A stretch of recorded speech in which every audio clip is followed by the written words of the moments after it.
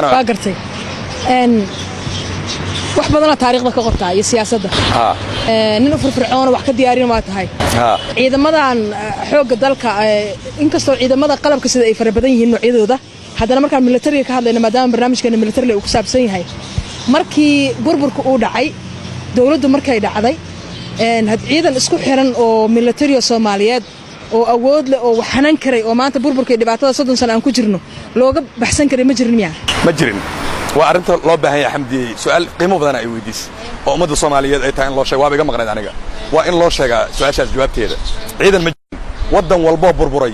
in badan oo kamid ah waxa badbaadiyay militarigoodii oo dhisnaa hadda Masar waa u jeedaa militariga badbaadiyay maxaa halkan u badbaadi weysay isweydiinay ma jirin militari qabiil la jiray ciidanka qabiil uu kala baxay xamdi xilligaas qabiil inuu kala baxana waxa uu bilowday 78 inqilaabka marka la dhigay atos qabiil loogu kala baxay waayo waa ogtahay saraakiil isku reer ah oo Puntland gobolkan Puntland aha laakiin kaashanaya saraakiil kale oo reer galmudug ah oo labadaas soo iskaashaday laakiin Puntland ay horboodayaan waatay inqilaab isku dayeen 9 April 1978 waato ka fashilmay la soo qabqabtay oo la toogtay qaar ya marka saraakiil markay saa dhacday ayaa Maxamed Siyaad ku xulsamay marka wax la yiraahdo maleeshiyad qabaa'il gobolada dhexe mid laga sameeyay gobolada waqooyi mid laga sameeyay Jubbaland Kismaayo agteeda afmadow mid laga sameeyay meelba qaar laga xamar qaar laga sameeyay magacay wataan markaas magacay wataan darooga qaar la yiraahdo daroogo waa daroogaysiin amal oo waxa daroogo waxa loogu bixinayaa dumar iyo carruur haday qabtaan waa cunayaan waa bobsinaan waxay dilayaan kuwaas jabhad soo bakayn SS Sodaf kadibna SSDF ka kacay Soomaa mudug jabhadda yaa u badnaa Cabdullaahi Yuusuf iyo reerku u badnaa jufadiisi ayay leynayaan oo dumarkii leynayaan waa kufsanayaan baraagihii ayay duugayaan marka waa qabiil ayaa loo abaabulay oo leeyahay qabiilkan ku cun ma ifanta macna mudug iyo galkaciyay ku rafteen oo ku soo rafteen saraakiil qabiil la keenay asaga wuxuu sameeyay qabiil u dhaarsan ayuu ku hubeynayaa marka jabhadahan cabud waqti wadii ku tagal gasheen cadaadii Soomaali jabhada qaar meesha laga sameeyay marka mudugiisa ka sameeyeen waxay ka sameeyeen afmadow markii u dambeysay 89 oo waxaad arkaysaa labada qabiilka la cunayo iyo kuwa cunayo heshiinayo oo la aan walaashano ya ma jirin ciidan wadankii badbaadin kara ciidan ma jirin ciidanka markuu markasaan noqday oo 80yadiina la kala saarayba waqooyi hadda yaa xukumo qaybta waqooyi Maxamed Siyaad Barre inaad erkiisa xukumo qaybta kontonafraad fadhiisa garow yaa xukumo inaad erkiisa xukumo baydhabo yaa wadanku intuu qaybado la Soomaali qaybihi oo dhan yaa xukumo gaasaska weynaa yaa xukumo waa qabiil ay noqdeen nin walbana waa og yahay rag waa isaga dhex jiraan oo Soomaali bariisku meesha ku cunay waa jiraan oo koofida ciidanka bariisku ku cuno waa fadhiyaan xirooyinka ciidamada oo qabiil walba leh laakiin waxay og yihiin annaga qabiilan u shaqeynaa waxa dhacday oo yaab alxamdi aan la sheegeen waxay ku qorantaa qofka raba uu ka raadin karaa journalka lagu qoro sirta Afrika waxyaabaha sirta oo aan dadka ogeyn ee dhaca ee qoraan ilaa hadda waa qoraan ilaa hadda Soomaali waa gorgoleynayaan the Indian Ocean newsletter alda jaamacadda London oo yaala 83 ayaa nin u dhashay qabiilka Maxamed Siyaad Barre iyo nin u dhashay wasiirka gaashaandhigga Gabiyo waa taqaan Soomaa ayaa murmaya waxay ku murmayaan dhuusamareeb xil ku taal kan kale wuxuu ku yiri wariyaa annaga noo shaqaysaa ma ogtaa adinka qabiilkiina annaga noo adeegtaan oo ciidan noo tiino kii waxa dhahayo oo Maxamed Siyaad inaad erka lahaa kana marsaas aha waa murmeen waxa ogtaa malaha yiri kii Gabiyo waxaad ogtaa malahane waxa tiina ma jiree annaga meesha haysan oo wadanka dhahal maalin hadda ku qabsan karnaa ciidanka u badan wadankan joogan annaga waa yiri waxaas kii Maxamed Siyaad bastool la soo baxo ku dhaftay kow meesha lagu diray dhacdo waa ajiib oo ya reerku kaas ka dhashaan waa ya marka dibkaas dhacay xamdi markuu saasa heerkaas la gaaray oo qabiil la isku tooganayo militariga dhaxdiisa Indian Ocean ku qoranta internet waa soo gelin karnaa iyadoo Ingiriis ku qoran oo la isdilay oo gar la qaadayo xamar qabiil loo qaadayo say ku dhamaatay xataa ay report garanayaan ayba dhacay kamid ah yaab kale aan ku dhameeyo militariga marka waxa dhacay xamdi ma maqashaa arin leeyahay Umar Arta militariga kala diray military ma jira way su'aasha taal Umar Arta militariga oo kala diray waa maxay military ma jira qabiil waaye Umar Arta wuxuu kala diray waxa waaye markii xamar la qabsaday oo Umar Maxamed Siyaad ka cararay ciidan nin la yiraahdo General Abdi Ali Barro wata Burcay fadhiyo kuwa qoyina dawaa lagu kala baxay aslan marka wuxuu rabaa inaan dagaal dhicin Umar Arto oo la isku qabiil la kala bixin marka qabiil uu ku sheego diidan wuxuu yiri ciidanka militariga halka jooga iyo ciidan militari haduu meelaha ku haray asaga qabiil inuu ka loo diidaa mugta ogyahay inuu waxaan qabiil yihiin ha isu dhiibaan uu jabhadaha nin walba meesha jooga jabhada cubkiisa u dhiibay waa meesha jabhada qabsanaysa waqooyi asna ma xoreysat USC-na koonfurtaana xoreystaan iyo SBM oo isla socdo moogta hubka u dhiibay yiri nimankan ilaa asagu wuxuu marka yahay ra'iisul wasaarihi wadanka oo cali mahdi madaxweyne ay ka dhigeen odayaashii manifesto meel ku shiray oo yiraahdo meesha hayo marka wuxuu isleeyahay jabhadahan USC iyo SBM iyo SNM iyo shira balansan xamar ka balansan February inay jabhadu isku imaadaan xukuumaddan sharciyeeyaan ama xukuumaddan jabhadu xilligaas waa iska socdeen hadaf ma leeyihiin ma jira hadaf ay ku midaysan yihiin oo rabeen inay wax ku bedelaan inay wax burburiyaan ka sokow buug aniga noodkood ii qornaa jira xamdiye oo aan ka qoray jabhadii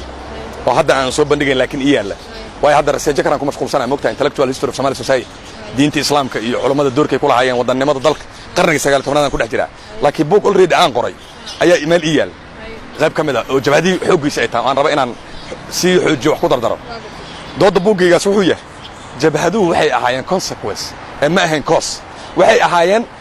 marxalad dhacday natiijadii ka soo baxday cuquba dhacday natiijadoodii ahaayeen ee ayaga cuqubadii ma ahayn cause ma ahayn waxaan sameeyay ma ahayn waxaan sameeyay cuqubadan keenay jabhadu inay dhashaan keenay military regime ku ahaa haddaan military regime jir lahayn jabhad ma timaadeen xamdiyey haddii jabhad imaanayso Abdullah Ciise konton lixdii uu rajaar noqday xukuumaddu sameeyay oo qabiil u eegeen oo wuxuu samaystay wasiir oo asaga prime minister u yahay hadda fiiris qabiilku ma salaysneen maxay jabhadu u kiciyeen hadday yihiin niman ka xanaaqsan power iyo awood waxay ku yimaadeen space-ka la diiday xamdiyey space-ka la isku dooranay la diiday Abdullah Ciise doorashay galeen Soomaa konton iyo afartii konton iyo lixdii konton iyo sagaalkii doorashaa la galay lixdan iyo kowdii lixdan iyo afartii lixdan iyo sagaalkii baarlamaan iyo madaxweyne la dooranay intaba laakiin lixdan iyo sagaalkii markuu Maxamed Saad meesha qabtay ee uu yiri wax doorasho ma jirto xukunka hadda doonayso qori caaradiisa aan ku qabsaday qoriyaan ku haysanaa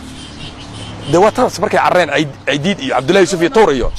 hadafkoodu marka wuxuu ahaa inay bedelaan xukunka Maxamed Siyaad Barre kuna bedelaan xukunka dimuqraadiga 69 ka horeeyay sidaasaan ka aqriyo guriga ii yaala ku qoran maxaa ka hor istaagay marka barnaamijkii waxaan aqristay SNM kii SSDF kii USC kii SBM kii SDM shanta jabhadood waxa ku qoran wadanka inaan dimuqraadiyadeyn rabnaa anaga oo 69kii ka hor aan ku celino aa u qoran waxa ka hor istaagay wadankii wuxuu noqday fragmented SNM iyo USC SBM waxay ku heshiyeen October 1990 mustaxil Ciidiid Cabdiraxmaan Tuur iyo Jas awoodda inay qaybsadaan wadanka wada qabsadaan saa ku noqdaan SNM waxa lagu heshiiyay inay waqooyi aado soo xoreyso Ciidiid inuu gobolada dhexe ilaa xamar xoreeyo Jas koonfurta inuu ku galgasho oo asna xoreeyo Jas waa too baydhabo soo fariistay soo moogid Ciidiidna uu soo fariistay meesha la yiraahdo Balcad December 1990 already Tuurna uu gudaha galay Balgubadle iyo Balcad iyo meesha la kala fadhiyaa baydhabo saddexdood taarkana uu soo xiran yahay safar u gal qaladkay galeen aan ku sheegay marka waxay ahayd inay ciidanka isku darsadaan saddexda ciidan in la mideeyo SNM kaligeed inay waqooyi galin oo ayagoo isku darsan ay galaan xamarna ayagoo isku darsan ay galaan waa istaraatiijiga aan ka soo baranay Rwanda iyo Cote d'Ivoire iyo Chad iyo Congo iyo Rwanda iyo Museveni iyo cilmigan ka soo baranay waa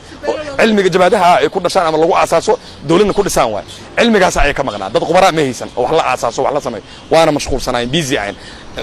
ya dhibaatada meeshan ka taaganna waa u jeedaan oo operationka dad baa xabsi ka buuxa gabiyo waa xiran moogdo ayaga sii daay USC xabsi ka sii daay jaan gabiyo iyo marka ma badeyn ninba meeshiisu galay ay marka Jas shaqadiisu waa qabsaday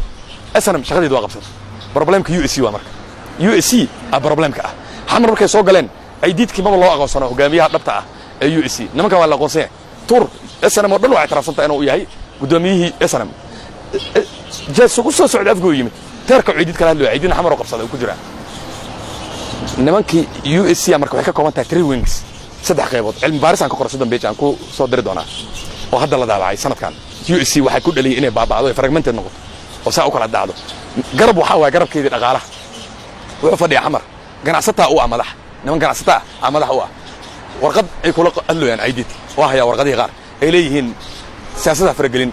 anaga military aan noo tahay leaderkii hogaamiyaha tahay shaqadaada wado wax kala soo gelin Ciidiidna uu leeyahay jabhad aan siyaasad galin leader jabhad galin ma shaqaynayso aniga waxaan uga imid India safaaradeeda uga soo tago soo xasilayo hoos u soo galay waxay tahay inaan USC oo kala daadsan aan isku dubarito leeyahay 89 uu xasilay mugti oo warqada uu qoraan haya oo isku xasilay Maxamed Siyaad u diray garabka kale waa garabka siyaasadda Rome ay ka maamulayaan wax ma joogaan dalka garabka military asaa madax waa marka oo la wareegay oo mustaxiil ka soo dagaal galay dir dhaba iyo SNM la soo sharay qalabka uu ku dagaal galayo iyo ku bilaabay SNM soo siis iyo ciidanka SNM ku jiray oo USC la siiyay intii wata asaga iyo wuxuu gobolada dhex ka soo qorto soo socday waa dhulkan soo maray waa jawhar ka qudbeynay hadda YouTube ka dhageysta soo jawhar xoreynay oo ciidanka Maxamed Siyaad ka saaray wax meesha fadhiyo ku galgashay waa soo socday marka USC ciidanku soo galay waxa la adeer naga fariiso Ali Mahdi oo kamid ah ragga dhaqaalaha si USC anoo noqonay dhin madax odayaashii asaan noo ah aydiidka jabhadda ahaayo la mid ahaa Museveni oo la mid ahaa Mele Zenawi naga fariisaa leeyahay asagana naga fariiso kuma joogsande waa diiday marka iyay u yimaadaan Cabdiraxmaan Tuur iyo Jas waa diideen Jas iyana Jas waa ta ciidan loo diray oo dawladda caalamiga u dirtay oo afgoy xoog inta laga saaray laga dabageeyay Maxamed Siyaad Barre Jaski jabhadka ahaa oo 89 fakaday asnam ku jiri jiray ka soo baxay SBM samaysta beedhaw fadhiyay bakool iyo bakool soo qabsaday saa ku socday kismaa laga dooray qabiilkaaga u tagaaliyay meesha booqa ka dhacay qabiilay waxay noqdeen horeyna waa hayeen laakiin waa si jabhadiya waxay qabiil u sii kala baxay waa gartay aan u imaana marka jabhadihii iyo raadka ay ka tageen military ajira Soomaaliyeed laga yaabo qaarkood saraakiil hadda aan shaqadii ku jirin inay jiraan militariga laftirkooda maxaa soo looga faa'iideysan waa dawladihii dambe sameysmay ku meel gaarka ahaa ilaa xilligan militariga Soomaaliyeed oo diyaarsan oo dhisan waxay ku milayeen qabiiladii iyo maamuladii iyo goboladii maxaa loo waayay awoodoodii ka jira waxay tahay militariga Soomaaliya sidoo ku bilowday ama lagu aasaasay lagama baranayo taariikhda wax ashar ah wax cilmi ah oo taariikhda laga baranayo xamdi ma jirto maalin walba waa la kufayaa ma la dhahayo war military waa dhis ilaanahay oo 5,000 oo ciidan ayaa Itoobiya dhan celiyay waxay sheeganayaan dhowr ilaa 10,000 iyo qortaan hadda kuwaan dawladda farmaajo iyo ahaa oo ciidana degmada Hurwaa ma xoreyn karaan caaw degmada Hurwaa nabad kuma soo celin karaan xamar aad aragtay ayay nabad ka dhalin laayeen degmooyin kamid iska daa xamar oo dhan degmada Madiina kama dhigi karaan meel nabad oo adiga habeenkii saqdhaxan ku dhaxluweyn karno kama dhigi karaan maxay tahay sababta waxa ugu wacan koow qabyaalad waxa ugu wacan waxa ugu wacan xigaalo waxa ugu wacan xidid saraakiisha waxa lagu xulooyaa yani oo ku kacsi guuladanimo karti iyo hufnaan iyo aqoon ma jirto waxa lagu xulayo sarkaalka xidigaa ku taxan yihiin garbahan waxa uga buuxa ma aha aqoon wuxuu ku keensada ma waa wuxuu soo bari aniga xamar markaan tagaada oo research aan ka sameynaa military history aan dadka rabeen iska fahmo waxan institutionada waxay u develop garan laayeen boolisku wuxuu u dhismay laayeen military u dhismay laayahay dawladnimadii waxay u ka cilaadahay wasaaraddu sayihiin saraakiishan wareysanaay nin sarkaala ii sheekayna ila fadhiyo saaxiibka iyo kuwa kale saaxiiba ila sheekaysanayo meesha aan ku saaxiibna xamar waxay leeyihiin xidigan doonanaynayo xaskay madaxweynahan nasiinayso aan weydiisanayna oo waxaan noo geenay niman xildhibaanada magacooda qaba ii sheegayaan telefoon kala hadlayaan waa maqla aniga waa u socdaan ma noo soo socotaan waa la soo maraya agtiyaal meeshan fadhiyo hotelkan shaax kacbaa laga soo maraya waa la waday madaxtooyada la geynaa xaaska madaxweynaha laga hadlaa garaadda la siinayo laba xidiga lagu raraya bal ilaahay baan ku dhaartay sarkaalkaas ya bal ilaahay amarkii xaguu la tagaa ninkan la dalacsiiyay maxaa cadayna laakiin warkaas war fadhi ku dirir haduu yahay ma aha way hadlayaan waana isxigaan waana ii soo direen markii la siiyay cajalada ii soo direen aan ku tusi karaa xamdi wax ku tusi karaa ayagoo garaadii loo xiray nimankii markaan baxo laabta London waxay ka soo daba direen ayagoo garaadii loo xiray xaflad la sameeyay aan ku dhameeyo feeri sarkaal see lagu siin karaa xidig xamdi waxaan hadda ma yaqaanaan oo waxay isagu dhisalaayeen waxaan hadda joogo dawladda sheeganayay waa in aqoon laga qaada imtixaan laga qaada sarkaalkii oo la imtixaano sarkaalkii ma noqon karaa cornel darajooyinka ugu weyn wadanka waa haddaad akhriso militariga Soomaaliya 60 qaabka u dhisnaa sharcigu ku dhisnaa hadda akhris waxa ku qoran iyo digreetooyinkiisa dhakhtar ma qasan lagu bartaa xamdi 7 sano 5 ilaa 7 sano nin dhakhtar soo dhameysto maanta military aan galaa dhahayo hal xidiga la bootina laba xidiga lagu bilaabaa bas 7 sano jaamacad ku jiray ogow xidig la lagu bilaabaa ninka high school ka soo baxo la tababaray waxa arkaysaa ninaan waxna qor waxna aqrin xamdi in kaarta Soomaaliya ka taagan waa Afrikada markaan darsiino jaamacadda aan ka hadlay aan goolo kama helayo waxaas konga kama helayo markii la darsay kuwa military ka qor buugtoodii la keenay meesha moogta cilmi baaristoodii kuwa hadda Rwanda ka soo qor boolka gaame ma la keeni karo markaan u sheego waayabaan they can accept hatta ma aqbalayaan impossible kulay ma impossible wax dhacay kara ma nin waxa arkay aan waxna qor waxna aqrin cornel lagu bilaabay cornel iska daa laba xidig le kabtan mijir gaashaan dhexe cornel waa gaashaan sare iska daa waxa arkaysaa nin lagu bilaabayo gaashaan le sare lix bil kadibna leeyahay general nin inaag wuxuu yahay oo saas la leeyahay oo ilaahay baan ku dhaartay intuu la tii karaa waxaas xaguu geena janna kale iyo haduu u tago iyo Afrika loo diro iyo waayaabayn dad ilaa qabrad male aqoonti male wixii ma aaneyn karo ma sheegi karo waxa marka hadda Ethiopia maxay yiraahdeen ma maqashay hadda ogow amdi warfar ku dirma anaa sabaan taga jaamacadeed 2016 haddana waa sii maraan next week maxay leeyihiin mataqaan marka Ethiopianka ay hadlayaan waxaana loo soo diray dhahan oo shirarka African Union yimaada ilaan waa ogtahay militariga iyo wasrax galaan booliiska iyo shirarada dhaco janano muuqaalka jananka oo labisan janannimo laakiin mentally maskaxda laba alif layaal ah hatta xidiga ma fikirka marka laga sheekaysanayo wixii oo istaraatiijiyadii waxay u fikirayaan laba maxamed xaaji wax badanaad ka hadashay daraasadna waa ku samaysay taariikhdii iyo siyaasaddiina waa dhex gashay qaladaad badan oo jira aad hadda ifinaysaa ma isku dayday adoo aqoon-yahan Soomaaliyeed adoon dawlad ku dhaliilaynin inaa xataa saraakiishii militariga hore la fariisato markay hadda ay shaqada ku jiraan oo ay taliyaashihiin oo shaqaynayaan inaad wax ku kordhiso oo dawladdii qaybtii kaaga aadaneed inaad ka dhistay isku dayday adoon cid ku dhalinoo mucaaradad iyo kamaran laba jeer aan tagay wasaaradda gaashaandhigga waxaan u tagay bal inaan xaaladda fahmo say wax meesha uga socdaan waa ogahay saraakiishu inay iska yihiin sarkaal ku sheeg oo sarkaal jirinba mar hadda waxaa loo baahanaa moogta waxaan in dib la isugu celceliyo haddii dawladda xalaala timaado in kulli la isugu la yidhahda adeer imtixaanaa gelaysaan nin walbaa meesha uu istaahilo dad akademiga la magacaabayaa oo imtixaanada qaado oo laydinku imtixaanayaa nin walba meeshu istaahilaa loo qoraya magaciisana lama sheegayo nin walba imtixaanka wuxuu ku galaa bilaa magac lambaru ku galaa si aysan u dhicin moogtahay prejudice magaca arkay moogtahay wax isku reertihiin iyo waxaa arkaysaa iyo ehel iyo qaraabe iyo si aysan u dhicin magaca 1 2 3 lu ku galaa bas imtixaankaas markuu baxo 1 2 3 la qaadaya imtixaankiis 1 2 3 hadda ma jiro marka aniga waa isku dayay waa tagay gaashaandhigi inaan tala dhiibto waa isku dayay waana dhiibtay laakiin saan maalin dhaweed sheegay dee quraankan xafidsanahay yaa ka aqrisanaya xigta moogtahay haddii wixii aan la rabin ama aadba adiga lagu arka tareed adigiyaaba inaad naftaadi ku weydo ama macquul ah qaar waxay ku leeyihiin nin hubsaana annaga wax ku wadnaa mana ka bedeli karno burburkaana noo keenan ku wadna maxamed xaaji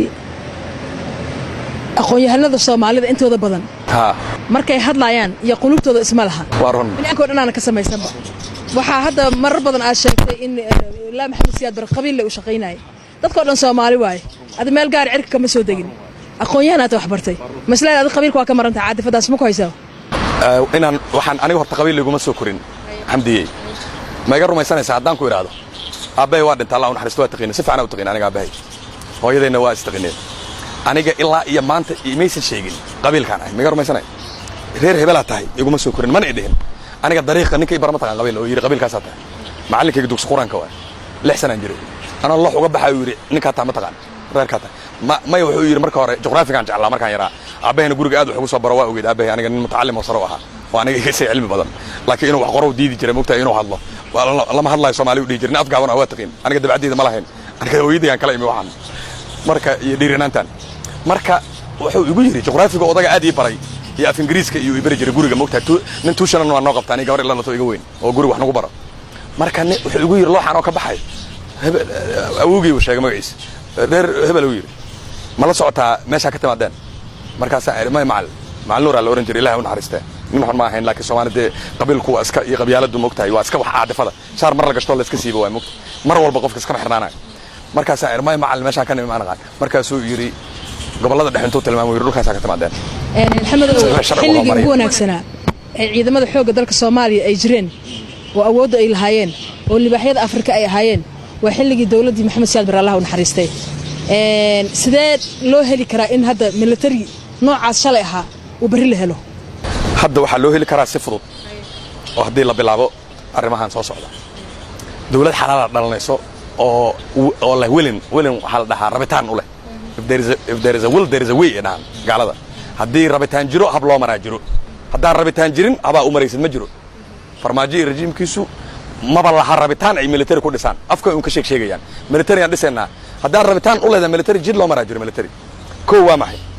inta saraakiila ee maanta joogto imtixaanan dib ugu celinaynaa nin walba meesha ku habboon yahay la geynaa ardayda jaamacadaha ka soo baxo iyo ay iskuullada imtixaanan la dejinaa inta kuwaas aan kala shafayno kuwa cusubaan dib u asaasaynaa 2 sano gudahood kuwii hore inta la kala hufayo oo la kala shaandhaynayo waxaan dib loo samaynayaa ciidan cusub oo laga soo xulayo ha iskuullada iyo jaamacadaha waddanka oo dhan ku yaal ayadoon qabiil loo eegayn imtixaanan lagu soo xulanaa turkiga saasaa loogu dirsanaa leeynoo tababar kuwa hadda turkiga tababar waxaan u maalin walba tababaro intay ku dambeeyeen ma naqaan annaga meeshay aadeen meel allaala meesha ku tooran yihiin waa soo noqonayaan xaggee la geynayaa intee leeg horta ay ciidamada ku yeeshaan militariga inay isku xirnaadaan oo wada shaqeeyaan oo ay isku mabda ahaadaan wadamadan kala duwan ee tababarada siinaya marka gudaha lagu soo celiyaa dib loo tababari jiray qaara Masar noo